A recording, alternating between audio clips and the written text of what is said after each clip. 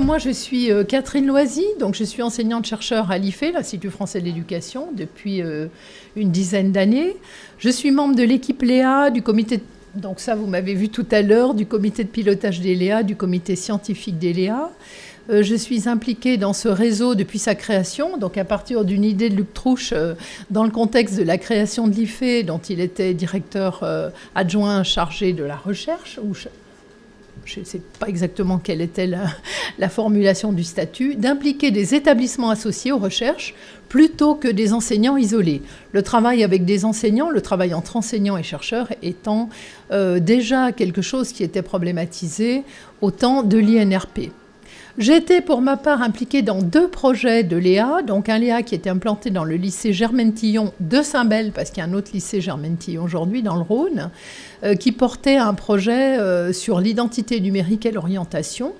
C'est un projet qui s'est mis en place au lancement du réseau des Léa. Je vais y revenir après pour ce qui concerne les travaux menés en lien avec le développement professionnel, la problématique que j'aborderai aujourd'hui.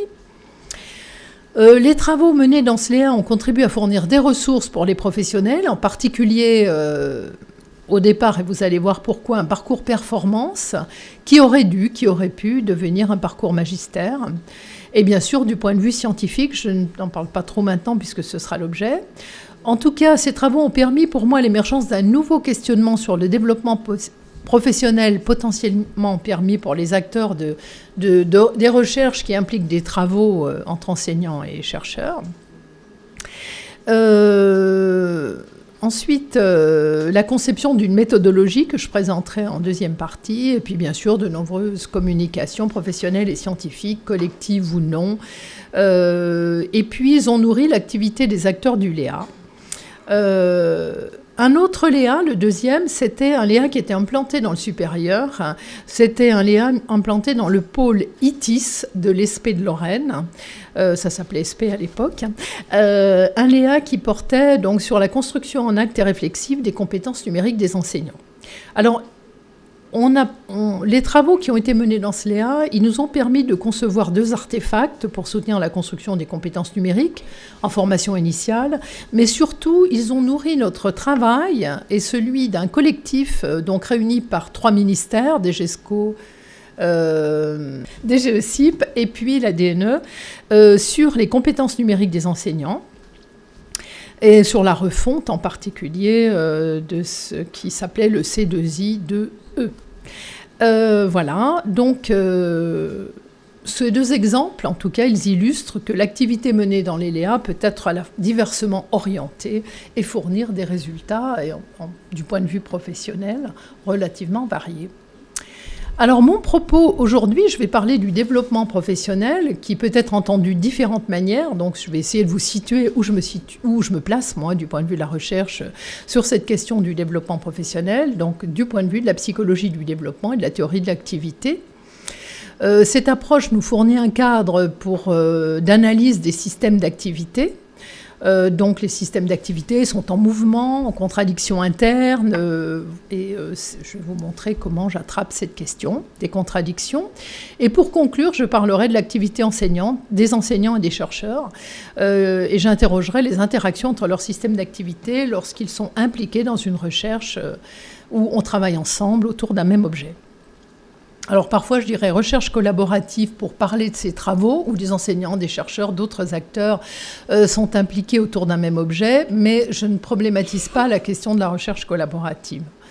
Donc, une entrée sur le développement. Je parlerai de la recherche INO, qui s'est déroulée dans le Léa Tillon de Saint-Bel. Je parlerai des trajectoires de développement et j'essaierai de, si le temps me le permet encore, d'apporter une petite conclusion. Alors, donc le développement professionnel, je vais en donner une définition. Oula, j'ai pas vu que j'avais mis un pardon. Et voilà. Donc le développement professionnel, l'expression est employée pour faire référence à 2 visions qui sont relativement différentes. Une vision axée, on va dire, sur la professionnalisation, qui voit le développement professionnel comme un volet de la formation continue et du perfectionnement. Donc là, on va avoir des approches, par exemple, qui vont dire que le développement, c'est ce qu'on met en place pour que les gens se développent, sans interroger, creuser, aller voir ce qui se passe du point de vue des personnes. Et une vision développementale qui, elle, voit le développement comme vraiment ce qui se passe pour la personne, et parfois avec des modèles très piagétiens qui définissent le développement en termes de stades. Alors, moi, je ne suis ni dans l'une ni dans l'autre. Je vais vous montrer après comment je vois le développement. En tout cas, quand je parle de développement, je commence souvent par faire référence à cette définition de Portelance et collaboratrice qui me paraît intéressante. Donc voilà, je ne vais pas la lire en entier, mais en tout cas, elle me semble intéressante parce qu'elle évite deux écueils. Elle évite l'écueil de dire que le développement, c'est ce qu'on met en place pour qu'il y ait développement, puisqu'elle s'intéresse aux apprentissages, aux transformations des acteurs. Ça me paraît déjà un premier point, c'est-à-dire regarder le développement, non pas de ce qu'on met en place pour qu'il y ait développement, mais de ce qui se passe réellement, ce que la personne transforme. Et puis la deuxième, c'est qu'elle lie aussi compétence-identité, ce qui laisse à penser que le développement peut être vu du point de vue de la personne globale. Toutefois, moi, je vais préciser tout de suite les éléments que j'ai mis en gras, qui sont les points auxquels je m'intéresse particulièrement. Alors, moi, je m'intéresse donc particulièrement au développement des compétences. Dans d'autres contextes, je parle vraiment, on m'invite pour parler des compétences, jamais en tout cas de l'identité professionnelle, bien que ce sujet soit particulièrement intéressant et porteur. Personnellement, je lis compétences et compréhension du travail et de l'activité, donc l'agir, c'est pour ça que j'ai mis en gras l'agir et atteindre un nouveau degré de compréhension du travail, mais pas que du travail, nouveau degré de compréhension du travail, de l'activité. Et je partage bien sûr l'idée d'un processus graduel, c'est pour ça que j'ai mis processus en caractère gras. Donc, je vais essayer de présenter un peu mes fondements théoriques sans aller très très loin sur cette question. Donc, le développement comme processus continu. Donc je vais vous tracer à grands traits le développement. Mes sources principales sont les travaux de Vygotsky. Alors, Vygotsky, par contre, c'est le développement de l'enfant, et de Leontiev sur la théorie de l'activité, pour ce qui concerne les précurseurs, et sur les travaux plus récents, Michel Brossard, Bernard Schnebly, Frédéric Saucé, et un certain nombre de chercheurs, Schnebly, je vais dire, et un certain nombre de chercheurs de l'école de Genève sur le développement. Donc, le développement processus continu. Vygotsky, le développement est un processus incessant d'automouvement. Alors, automouvement, là on va me dire, alors quelle différence avec Piaget ? En fait, chez Vygotsky, le nouveau émerge de l'union dialectique entre mouvement interne et milieu. Ça, c'est très important de le situer, c'est-à-dire c'est pas du tout dans la même conception que Piaget, où l'enfant est porté par son développement pour agir. Et c'est un processus d'automouvement dont la source est externe, dit Michel Brossard. Le moteur du développement est la contradiction, et la contradiction trouve sa dynamique dans une lutte des contraires, ce qui devient dans certaines approches plus néo-piagétiennes, on va dire, le conflit socio-cognitif, qui n'est pas une notion que j'aborde, mais dont je perçois qu'elle a effectivement un lien avec cette dimension de lutte des contraires.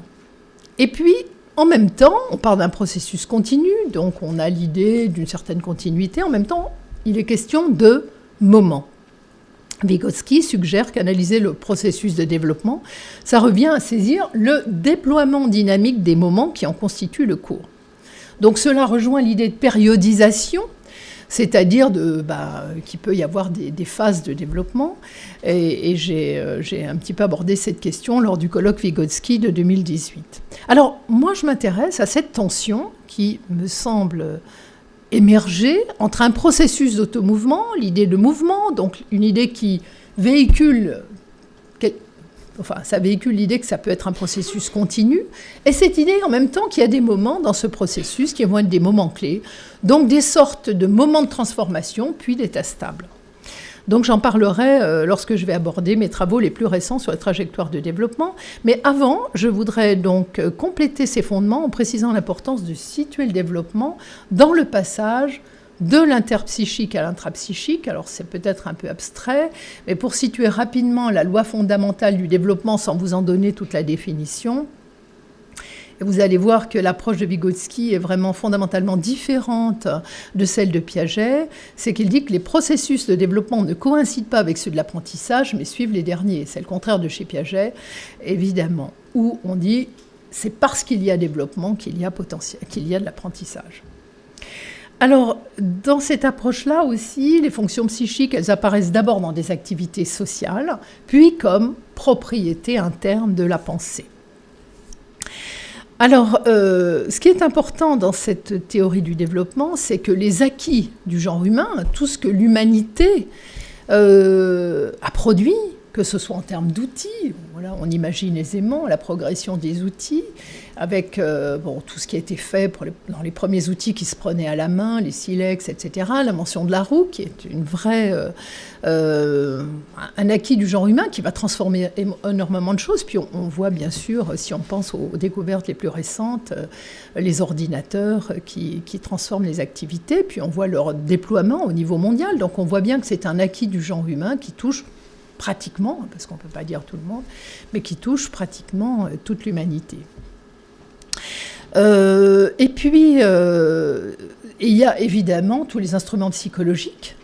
Là, on est dans des LEA, donc on voit qu'il y a des questions importantes sur les concepts mathématiques, le langage, etc. Donc évidemment, les acquis du genre humain, ce ne sont pas que des outils, ce sont aussi tous ces concepts, ces modèles, ces théories qui permettent de penser le monde et qui continuent à évoluer, qui ne sont jamais fixes, qui continuent à évoluer au fil de l'histoire de l'humanité.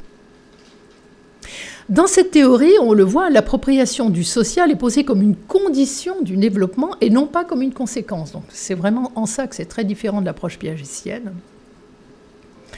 Et Vygotsky dit, en agissant sur la nature extérieure pour la transformer, l'humain modifie sa propre nature. Alors, qu'est-ce qui est au cœur de ce processus ? Bien, c'est la notion de médiation, une notion que Vygotsky emprunte à Marx, le philosophe, pas le politique. Il dit « L'humain se sert d'instrument pour agir sur le monde, un élément intermédiaire entre l'activité de l'homme et l'objet externe. » Alors, dans cette théorie, on mesure donc que le développement est social, d'une part parce que, comme je vous l'ai dit, les objets qu'il faut s'approprier, les outils, les signes, sont socialement élaborés, ils cumulent tout le développement de l'humanité, mais en même temps, l'apprentissage, et en particulier si on pense aux jeunes enfants, est toujours social, c'est-à-dire que l'apprentissage va se faire parce qu'on va montrer les usages sociaux de ces objets, parce que les parents vont montrer le langage, parce que en bricolant, on va montrer l'usage d'un marteau, d'une pince, parce que l'école va montrer les usages sociaux des théories, des théorèmes, etc. Donc le développement est social, et donc il y a bien quelque chose qui part de l'externe pour aller vers l'interne. Alors, maintenant je vais situer les enjeux de mes travaux, je les présente un petit peu à la fin, excusez-moi, mais en tout cas ce qui me porte depuis quelques années, c'est de comprendre le développement professionnel dans le monde du travail et les conditions qu'il permettent. C'est pour cela que je travaille à forger la notion de trajectoire de développement et à l'outiller du point de vue méthodologique. Et puis une autre dimension qui est de provoquer et de soutenir un processus d'apprentissage et de développement professionnel chez les participants. Alors je dis aux recherches collaboratives, mais encore une fois, ce mot-là n'est pas théorisé dans mon approche, mais comment finalement, dans les recherches que l'on mène avec des praticiens, est-ce qu'on peut investiguer les processus à l'œuvre, comprendre l'agentivité et puis étudier les fonctionnalités des outils numériques qui peuvent jouer sur les processus, parce qu'avant de venir ici, à l'INRP puis à l'IFE, j'avais déjà une petite histoire avec le numérique. Donc, je vais commencer par ce point, donc comment les recherches collaboratives, encore une fois, au sens large, comment j'essaye de provoquer et de soutenir un processus d'apprentissage et de développement professionnel chez les participants. Et là, je vais m'appuyer sur les travaux qui ont été menés dans le LEA Germaine-Tillon de Saint-Bel. Alors, l'objet qui nous rassemblait enseignants et chercheurs, et autres, vous allez le voir après, c'était la question de l'orientation. La question de l'orientation était une question vive en 2009, avec la circulaire de rentrée 2009, qui stipulait que les équipes éducatives, dont les enseignants, ça c'est vraiment un extrait qui était dedans, devaient accompagner la construction du projet d'orientation de l'élève. Alors, c'était une question vive pour les enseignants avec qui on a travaillé. On a eu l'impression que finalement, nos travaux n'ont pas forcément été entendus tout de suite. Mais maintenant, c'est redevenu, me semble-t-il, une question vive, avec, même dans le supérieur, où on pose la question, par exemple, des parcours d'apprentissage et de développement des étudiants. Alors, nous portions, en tant que chercheurs, une vision de l'orientation, l'approche orientante. Alors, ce n'était pas à la mode en France à l'époque, c'est une notion qui est née, comme souvent, en Amérique du Nord. C'est une vision de l'orientation qui suggère de développer chez le jeune à la fois la connaissance de soi et la connaissance du monde qui l'entoure pour lui permettre des choix éclairés. Mais pas de faire un petit peu de connaissance de soi, un petit peu de connaissance des métiers et des formations, mais vraiment de provoquer, de soutenir la construction de la connaissance du soi et du monde de manière interdépendante, de permettre le développement d'une meilleure connaissance de soi dans son contexte, dans un article que nous sommes en train d'écrire avec une équipe européenne. Les objectifs de production de ressources, des objectifs de développement professionnel, des objectifs de développement professionnel des enseignants à l'heure du numérique, des objectifs de recherche, tout ça, ça faisait partie du projet, puisque nous étions dans une recherche financée par le ministère, qui était le suivi recherche du projet de formation continue des enseignants en performance. Projet, programme, voilà. Donc on avait tout ça. On avait à la fois à produire des ressources, c'était une demande stipulée dans notre projet.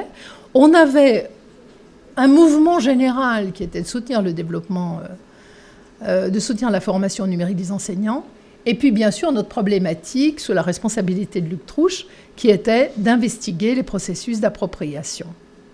Alors, les acteurs de notre réseau, j'en ai déjà parlé, il y avait des enseignants.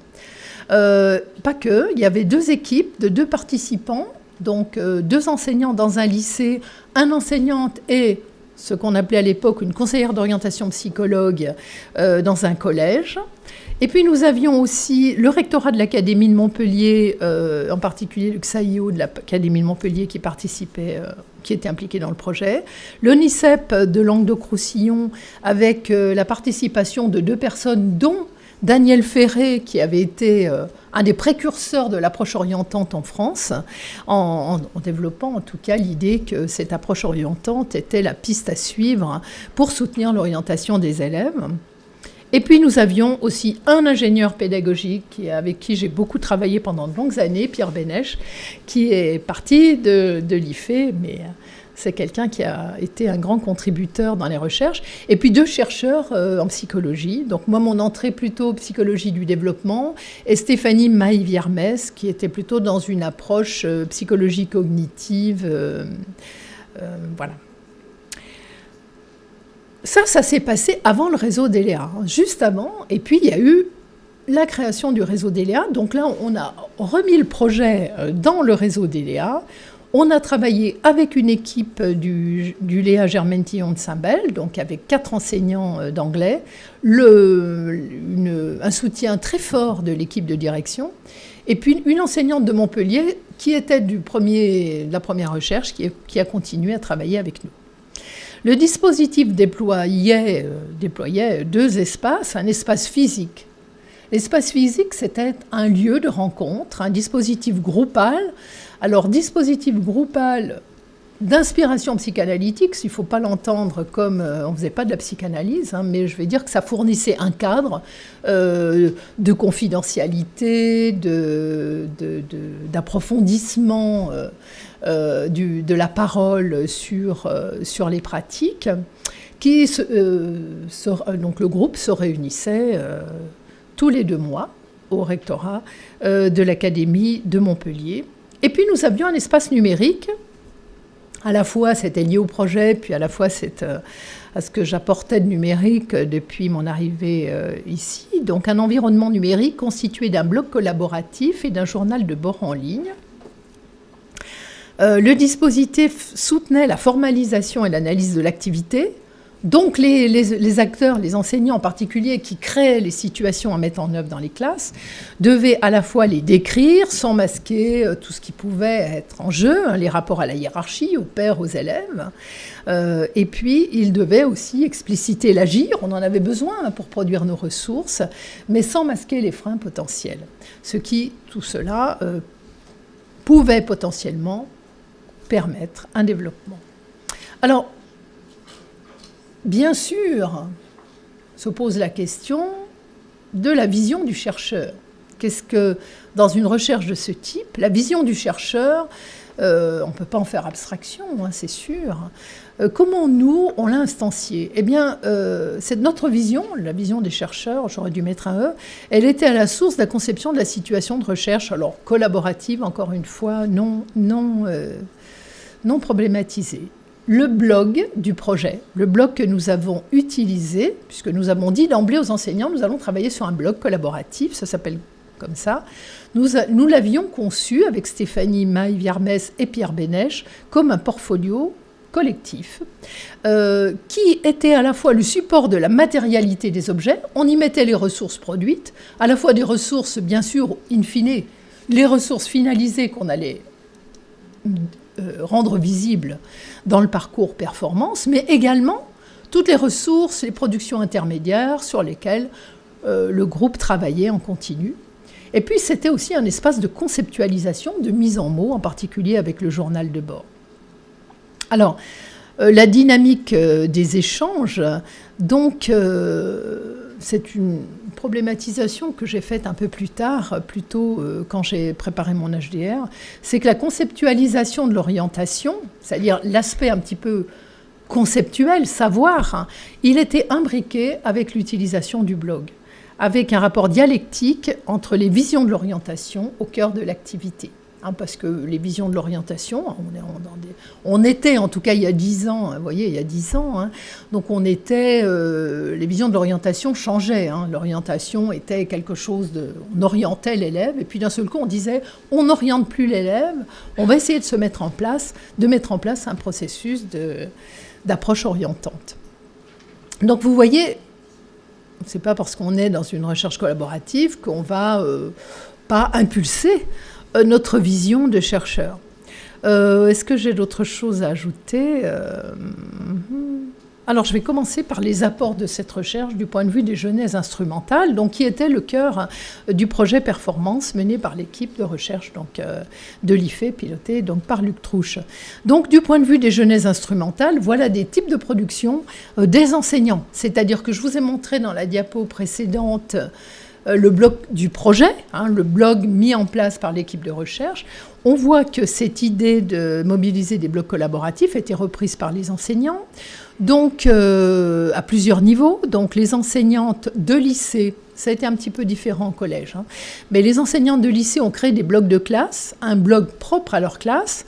Donc par exemple en anglais, I Act, I Fly, dont j'ai présenté une image sur ma diapositive, La Ruche en lettres modernes.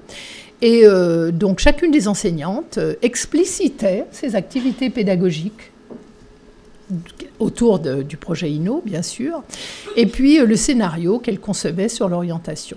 On le voit aussi, un blog personnel. Donc là, il n'y a eu qu'une enseignante, surtout les gens du projet. Une seule enseignante a mis en place un blog personnel, donc où elle analysait son projet, elle mettait en mots comment elle construisait le projet, elle en analysait le déroulement, etc.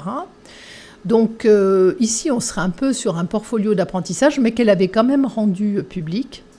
Et puis, dernier blog que je présente, parce qu'il y en a eu plein, un blog d'élèves qui a été mis en place dans le Léa Germain-Tillon de Saint-Bel, voilà, où l'élève élabore son propre blog avec ses collectes sur la connaissance de soi et sur les métiers. Et puis, chaque fois qu'elle étudie un métier dans les ressources disponibles sur Internet ou sur le NICEP j'ai oublié le nom, pardon, de l'époque, ça a changé depuis, enfin en tout cas sur les ressources qu'elle trouvait sur le site de l'ONICEP, eh bien chaque fois elle devait se poser la question d'elle, comment elle, ce qu'elle commençait à percevoir d'elle-même, de ses goûts, de ses envies, résonnait avec ce qu'elle découvrait. Alors après, j'ai interrogé finalement, après coup, une analyse secondaire, quels étaient les ressorts développementaux de cette recherche. Alors, donc l'objet de notre recherche était la construction d'une vision développementale de l'orientation. Alors, je ne vais pas rentrer dans le détail, hein, mais l'approche orientante, c'est ça, hein, c'est une vision développementale de l'orientation. Le dispositif, donc, il permet instrumentation, instrumentalisation, on l'a vu, hein. On a un bloc collaboratif de projet. Les enseignants font quelque chose, soit pour eux-mêmes, soit avec leurs élèves. Et puis, quand même, si l'on étudie leur représentation sur l'orientation au fur et à mesure du projet, par exemple par les entretiens qui ont été réalisés et analysés, on voit qu'il y a un développement de la conceptualisation de l'orientation dans une approche développementale. Alors, les activités des participants au projet, en quoi ont-elles été des ressorts développementaux ? Eh bien, nous avions une activité finalisée avec un versant, on va dire, productif, puisqu'il fallait produire un parcours, mais ancré dans les préoccupations des acteurs. L'activité finalisée, ça me paraît quelque chose de... Enfin, je veux dire, toute activité est finalisée. Si on n'arrive pas à définir une finalisation de l'activité commune, on peut avoir des blocages des acteurs. L'idée, c'est vraiment de se dire qu'est-ce qu'on peut faire ensemble, quelle va être la finalité de ce que l'on peut faire ensemble. Et puis, bien sûr, cette mise en mots des manières d'agir, qui est à la fois un moyen de reconfigurer son expérience et puis de travailler éventuellement sur son propre rapport à l'expérience que l'on a vécue. Dernier ressort, c'est le collectif. Donc avec cette construction du sens, cette construction collective du sens à donner à l'activité, et puis la mise en débat des manières d'agir, des logiques de fonctionnement au sein de ce dispositif groupal. Alors, ces travaux, c'est aussi l'acte de naissance de mes travaux sur les trajectoires de développement. Parce qu'à partir de ce moment-là, je me suis dit, c'est intéressant d'avoir mené cette recherche, mais finalement, qu'est-ce qui vraiment, dans le projet, a permis aux enseignants d'apprendre, de se développer, de transformer leur agir, de transformer leur concept de l'orientation. Donc j'ai commencé à élaborer d'une manière, à ce moment-là, extrêmement succincte, ce qui allait devenir par la suite la méthode trajectoire. Alors, je vais parler maintenant des trajectoires de développement. Je ne sais pas où j'en suis dans le temps. C'est bon.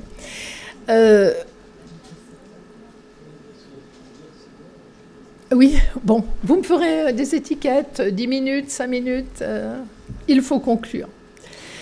Alors, cette méthode trajectoire, je l'ai expérimentée dans un premier projet, enfin, pas dans un premier, puisque je l'avais initié dans Inno, mais je l'ai vraiment, on va dire, j'ai forgé mes outils dans le cadre d'une recherche qui s'appelait REVEA, qui n'était pas du tout une recherche collaborative. Enfin, moi, en tout cas, je venais vraiment faire mon recueil de données assez classique dans cette recherche REVEA, qui était un projet ANR, donc financé par l'Agence nationale de la recherche.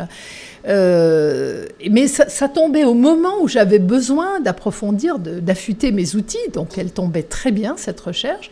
Et puis, elle avait un autre intérêt, c'est qu'elle se situait, elle aussi, à un moment où il y avait des transitions importantes, des changements avec le déploiement du numérique, avec de nouvelles demandes institutionnelles, comme la transformation de l'évaluation de l'oral en langue,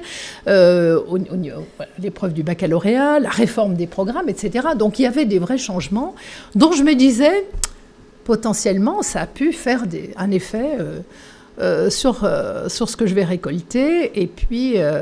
ça va me permettre à la fois d'affûter mes outils et puis de voir si les pratiques des enseignants se transforment quand il y a des demandes institutionnelles. Alors, je vais faire très très vite le double ancrage méthodologique avec une entrée dans les récits de vie comme un instrument méthodologique. Donc ça, les récits de vie, ce sont des entretiens individuels pour dire l'expérience. Alors moi, pour moi, c'est pour dire l'expérience vécue, hein, c'est pas pour raconter sa vie. l'expérience vécue des apprentissages et du développement professionnel. Je me centre là-dessus. Et puis, Berthaud dit, c'est une fusée éclairante du contexte traversé. Alors moi, je ne suis pas sociologue, je ne vais pas m'intéresser exclusivement au contexte. Néanmoins, on le voit par les questions que je pose vis-à-vis du contexte, on voit que mon approche vygotskienne est au fond de la problématique, c'est-à-dire comment le rapport au milieu est-il médiatisé par les groupes sociaux auxquels appartient la personne, le groupe social qu'elle rencontre dans l'établissement, mais peut-être d'autres groupes sociaux, et c'est souvent le cas. Par exemple, certains enseignants sont dans le GFEN, par exemple. Sur quels aspects du développement les pratiques sociales qui médiatisent ce rapport dans le contexte de travail jouent-elles ? Est-ce qu'on est sur une construction identitaire, sur un outillage par rapport à certaines pratiques, etc. Quelles sont les caractéristiques de ces environnements ? Mais tout cela orienté sur la question des apprentissages et du développement. Et puis doublé d'une métaphore visuelle, la représentation d'une route. Donc il y a une double activité sémiotique que je vais illustrer maintenant à travers une trajectoire recueillie dans Révéa, où on voit ici donc un contexte de transformation du monde du travail, avec beaucoup de transformation d'outils, avec vous ne pouvez pas lire sur les post-it, parce que là, j'ai essayé d'en mettre un maximum pour que vous voyez une trajectoire entière, mais dans le premier entretien, celui qui a lieu au début de la recherche Révéa, la personne est très centrée sur comment le déploiement du numérique a transformé son activité pédagogique. C'est elle qui fait un choix, moi je ne parle pas de numérique à ce moment-là. Bon, et puis le tout premier... Bon, on le voit vraiment très mal, mais le tout premier post-it, c'est quand elle arrive dans un établissement où le matériel, donc c'est quelqu'un qui est en SVT, donc il y a potentiellement du matériel, il arrive de ses premières années en région parisienne, il n'avait pas accès au matériel. Le matériel est enfermé dans des armoires et lui, jeune prof, n'avait pas les clés de ces armoires. Là, il arrive dans un établissement, il y a du matériel, il y a une aide de laboratoire, et c'est avec elle qu'il va construire un milieu pour apprendre à se servir des outils. Donc c'est assez parlant parce qu'en plus, vous allez voir, c'est pas toujours aussi simple à lire. Mais là, on le voit, chaque moment où il découvre quelque chose de nouveau, il s'engage à fond dans une activité. Puis au bout d'un moment, il se dit non, mais là, j'ai perdu mes objectifs d'apprentissage. Je reviens. Donc, ce n'est pas des voies sans issue, ces espèces de petites routes, mais c'est qui part à fond, on va dire, sur des nouveautés. Puis après, il prend du recul et il revient à un usage raisonné de ce qu'il a appris. Et puis, vous voyez toutes ces flèches. Alors, je ne donne pas de détails parce que c'est une des trajectoires que j'ai le plus analysées et présentées, mais c'est la réforme des programmes. Alors là, on voit qu'il y a plein de routes qui partent, ça transforme beaucoup de choses. Alors maintenant, on va s'intéresser aux trajectoires que j'ai recueillies dans un autre contexte, une recherche donc, qui a une dimension collaborative, la recherche Prémat, qui est un projet de l'Institut Carnot de l'éducation, qui a été évoqué tout à l'heure par des collègues de ce projet et dont Luc Trouche était le porteur au niveau du projet de recherche. Alors Prémat, c'est penser les ressources de l'enseignement des mathématiques dans un temps de transition.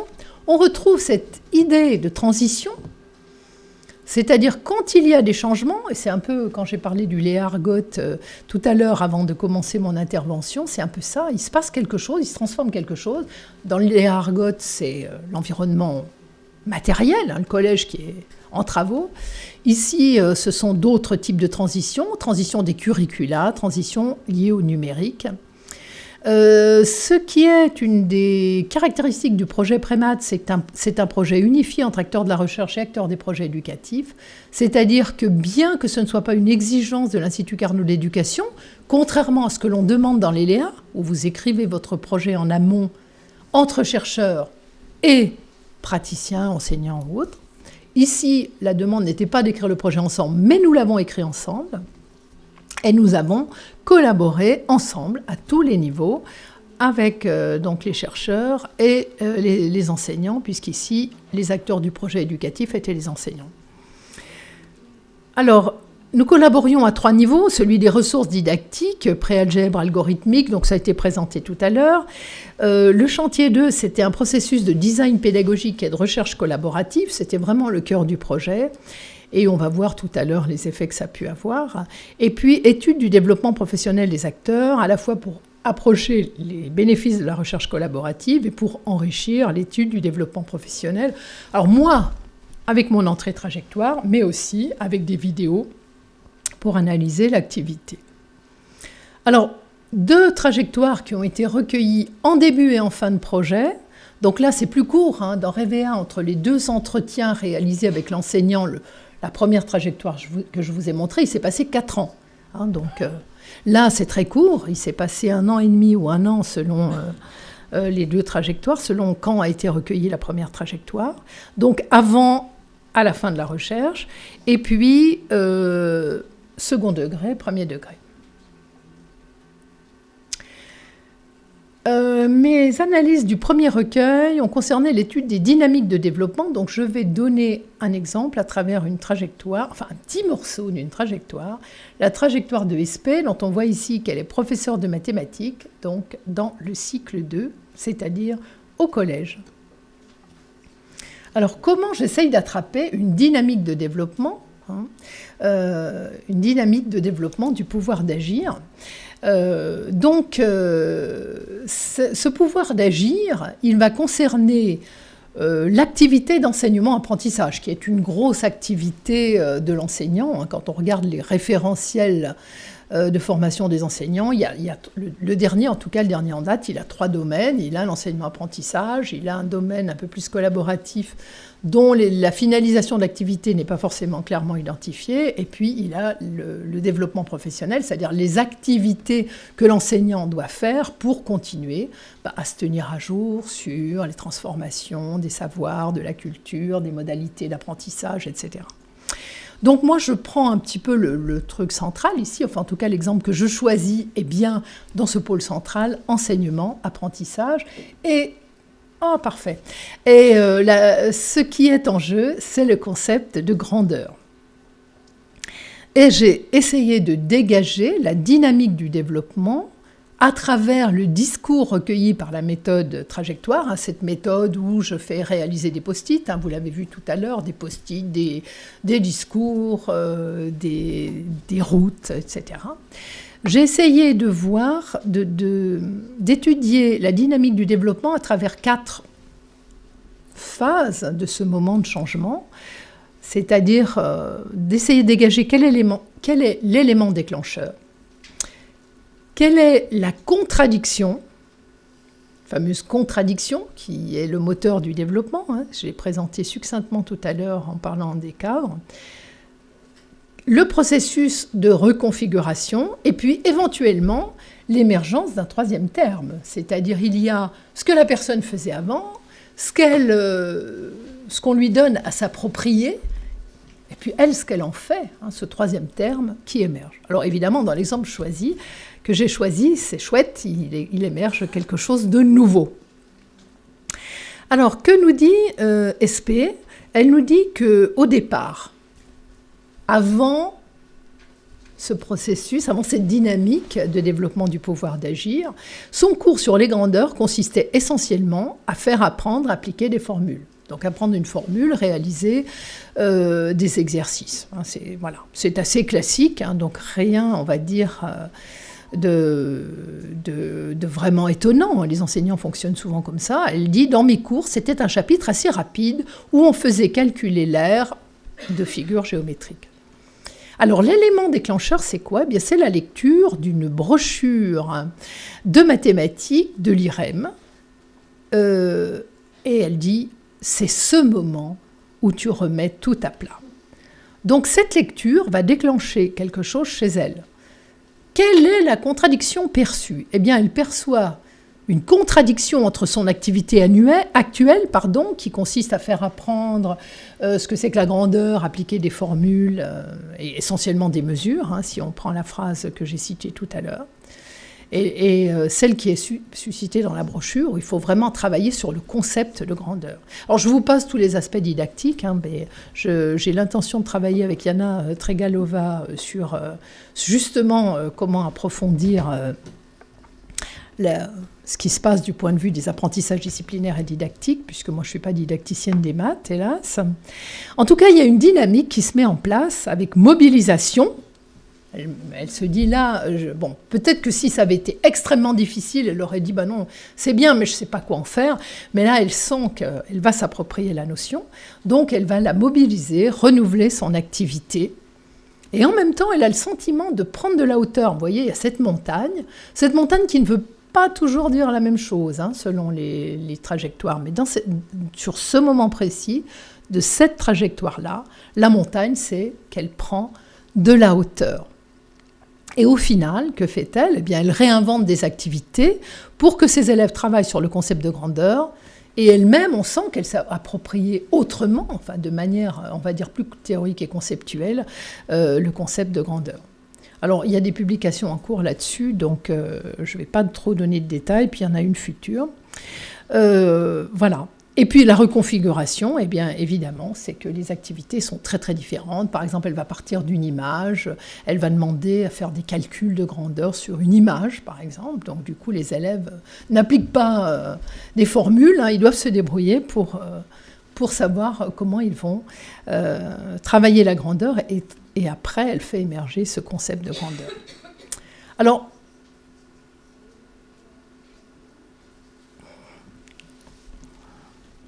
Alors donc, les changements pendant Prémath, il y a un élargissement des domaines d'activité. Alors 1 et 2, c'est l'enseignant du premier degré, 2, c'est l'enseignante de mathématiques, dont j'ai présenté un morceau de la trajectoire. Donc, devenir formateur pour l'enseignant de premier degré. Donc, on voit un élargissement du domaine d'activité. Il était enseignant jusqu'alors, et là, il devient formateur à l'INSPE. Organiser un colloque pour l'enseignante de mathématiques. Un partage de l'expérience. Tous deux disent qu'ils ont élaboré des ressources partageables. Donc, vous voyez tout ce recul sur les ressources produites. Et puis, ils ont communiqué deux nous dit qu'elle a communiqué dans des colloques scientifiques. Donc un partage de l'expérience, on va dire un peu plus conceptuel. Développement de l'agir, donc développement de l'activité mathématique, de l'idée de préalgèbre à celle de pensée algébrique. Donc là, je vais pas développer ce point-là. Et puis, un autre aspect important qui sera dans un atelier de cet après-midi, c'est que les outils du chantier 2, Design Thinking, World Café, carte d'expérience, eh bien, ces outils du Design Thinking qui outillaient la recherche collaborative, ils ont eu des effets sur le travail collectif en classe et en formation chez les acteurs du projet, et puis un effet aussi sur la réflexivité sur les pratiques. Donc, en tout cas, un potentiel développement, il me semble qu'on est vraiment dans la perspective d'un potentiel développement. Développement de la confiance en soi, alors ça c'est une dimension, le rapport à soi dans l'activité. Je ne vais pas vous développer le modèle, je passe très vite, mais oser prendre la parole en plénière, là ça concerne surtout l'enseignant de premier degré, oser prendre la parole en plénière, s'intégrer dans une équipe avec des enseignants du second degré, contribuer à l'organisation de l'équipe de recherche. Donc, toutes ces activités que cette personne a dû faire ont contribué à développer la confiance en soi, ce qui est très, très intéressant du point de vue de l'activité, puisque le rapport à soi participe de l'activité. Et puis, un développement de la vision de l'élève, penser le parcours de l'élève, c'est-à-dire penser les mathématiques, là c'est 2, donc c'est le professeur de mathématiques. Le parcours d'élève, c'est-à-dire pas penser l'apprentissage des mathématiques dans l'ici et maintenant, je fais ma leçon, je vais l'évaluer, mais le penser dans un parcours d'apprentissage sur la durée de l'année, et peut-être au-delà, la durée du cycle, etc. Et ça m'a paru vraiment très, très intéressant, pour moi qui m'intéresse par ailleurs au parcours, même si c'est le parcours d'orientation. Et puis, les processus de diplomation, préparer un master, bien sûr. Donc, on voit ici le développement de la pensée. L'enseignante interrogée, il voit aussi le développement de la pensée, problématisée, conceptualisée, argumentée, qui transcende les disciplines. Ça, c'est vraiment très, très intéressant comme extrait de discours. Alors, je vais passer un peu vite, mais voilà. Donc ça, c'est un petit bout de la grande trajectoire, la première, là, qui avait plein de petits plein de petites routes. J'ai extrait de cette trajectoire un morceau qui concerne le développement de l'agir en lien avec les méthodes agiles, Design Thinking, Work Café, carte d'expérience.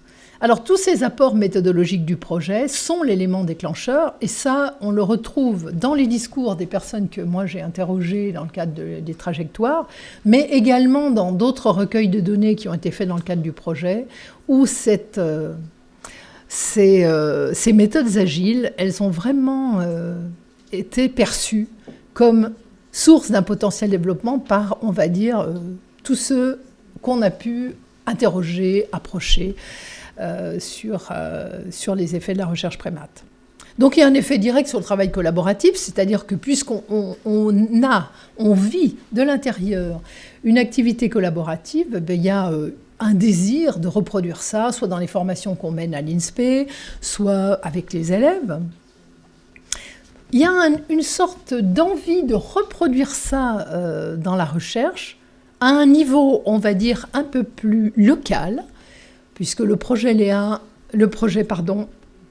ICE, mais c'était un Léa aussi, impliquait une grosse équipe avec parfois plein de chercheurs, parce qu'on a eu des visites de chercheurs du Brésil, du Japon, de Chine, un peu de partout. Donc, parfois des besoins. Et ça, je trouve que c'est particulièrement intéressant. Les besoins de remettre au travail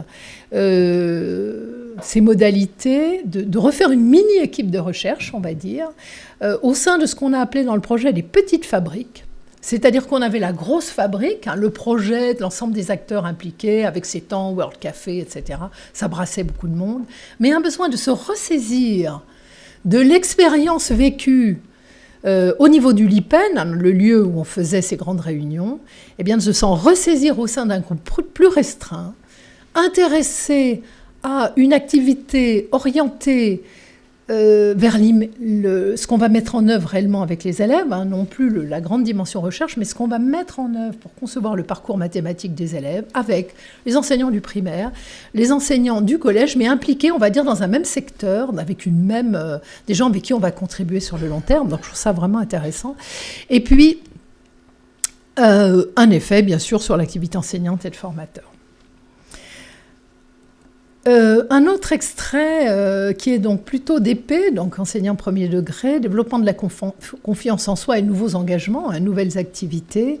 Donc là, c'est la prise de parole qui est l'élément déclencheur ici. C'est le fait de devoir prendre la parole publiquement. Alors c'est des gens, bien sûr, les enseignants, ils prennent la parole publiquement en permanence, puisqu'ils sont enseignants par nature. Mais là, de prendre la parole dans un groupe où il y a des chercheurs, des enseignants du second degré, etc. Cette personne dit que ça a développé la confiance en soi. Ça a aussi développé une vision élargie du système, c'est-à-dire voir que finalement, on dit...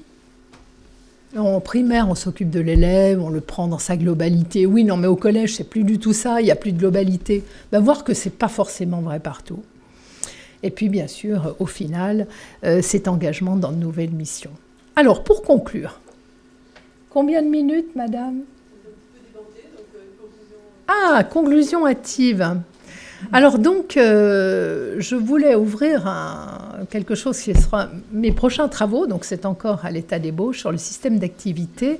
Donc l'activité laquelle on pense le plus, c'est l'activité productive, où un sujet transforme un objet grâce à des outils et des signes médiateurs, et avec la finalité donc de transformer cet objet. Alors j'ai fait dans une présentation récente l'enseignant donc engagé dans ces activités d'enseignement-apprentissage. Donc lui, ce qu'il essaye de transformer, c'est l'élève ou l'étudiant, et de les transformer comment ? Eh bien en soutenant chez eux des apprentissages. Et le chercheur, lui, dans le cas général, avec ses outils instruments liés à sa discipline de recherche, il essaye de transformer les objets de sa recherche pour en tirer des savoirs. Et finalement, le chercheur en psychologie du développement, il a en quelque sorte une double visée. Il a bien sûr l'objet de sa recherche dont il va devoir tirer des savoirs. Ça, c'est son travail de chercheur. Mais en général, il vise aussi une transformation.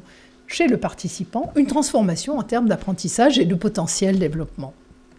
Alors du coup, j'ai essayé je travaille, puisque j'ai soumis une petite communication, pour essayer de mettre au travail cette articulation où des chercheurs qui seraient impliqués dans les LEA ou plus généralement dans les recherches où il y a une dimension collaborative, collective, pour voir finalement l'objet au travail, donc la pensée algébrique. D'un côté, on essaye de continuer à la conceptualiser. De l'autre côté, on contribue à la conceptualiser, mais on a aussi un besoin immédiat de faire apprendre les élèves. Et puis également, la vraie question, on va dire, enfin la grosse question, c'est comment le chercheur peut agir sur le participant pour lui permettre de transformer son milieu ou les apprentissages des élèves. Pardon d'avoir dépassé.